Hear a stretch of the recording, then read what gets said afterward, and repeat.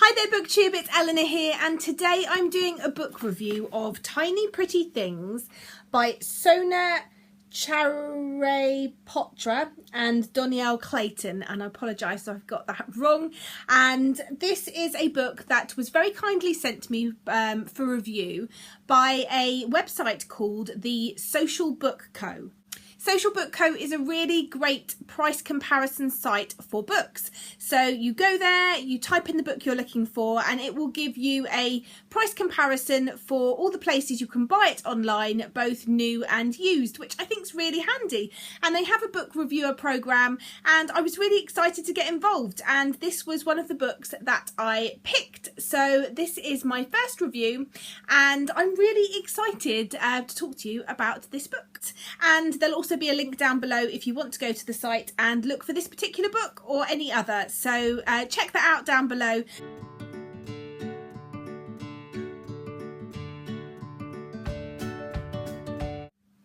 So the first thing I knew about this is that it's a ballet book. I've heard a few people talk about it on BookTube. It piqued my interest and I put it on my wish list.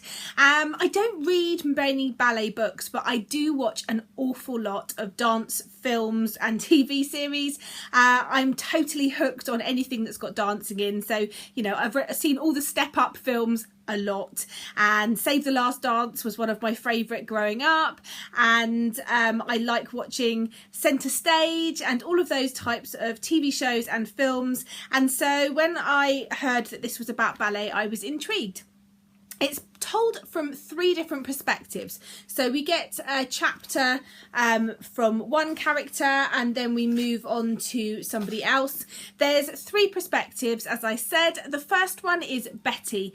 Betty is a wannabe prima ballerina. She's the sort of super popular but super mean girl ballet dancer who everyone sort of worships but kind of is scared of at the same time, and she kind of rules the school. Next we've got Gigi. She's new to the school. They're all at the American Ballet Company. She's new. She's a very good dancer. She's also the only black dancer at the American Ballet School, which I think is also a really positive thing to have different diverse characters in.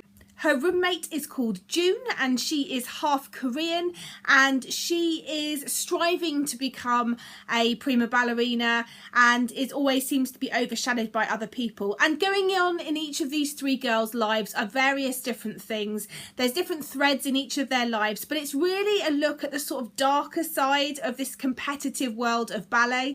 There is a lot of diverse characters in this.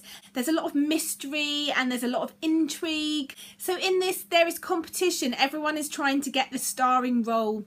It's a lot more difficult for girls. Boys, because there's so little of them, tend to not be quite as competitive amongst each other, but with the girls it's very cutthroat, and there's a lot of pranks that go on, and some of these start to become more and more dangerous, and we're unsure who it is that is pulling these pranks.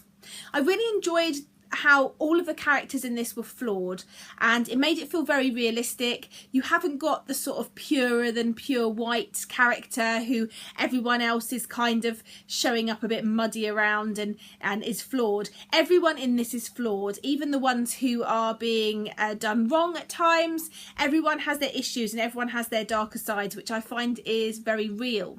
But it's also very toxic, and this environment seems to breed sort of a toxicity amongst the ballet dancers. None of them seem to have any true friendships, and I think that is part of the reason why I gave this one 4 stars and I couldn't give it 5 stars, and that is because I just couldn't emotionally connect and root for anyone, because they were all so flawed and so had difficult lives, and some, they were all nasty to each other at certain point. There wasn't one character that I was consistently rooting for or had an emotional connection to.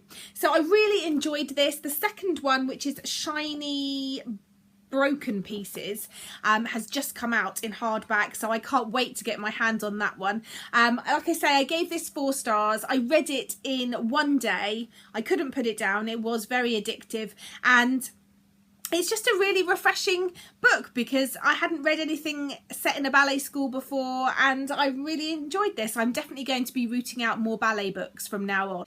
So if, like me, you really like those ballet dancing programs and films, you enjoyed Black Swan, where it's got a bit more of a dark element to it, there's a bit of a mystery to unravel because we don't know who is doing these pranks, and we want to believe it's all different types of people. There's a few mysterious characters in there, then I think you'll really enjoy this. And if you like a multiple perspective where you're getting a little bit of everybody as well, then I definitely think that it might be one for you, and I recommend it. I really enjoyed it. So as I say, I was sent this by the Social Book Co. The links are down below for them if you want to go and check out other books and get comparisons for them on the internet. And thank you to them for sending me this. I really enjoyed reading it, and it's a 4 stars from me. Anyway, that's it from me, and I will see you in the next review. Bye for now, BookTube.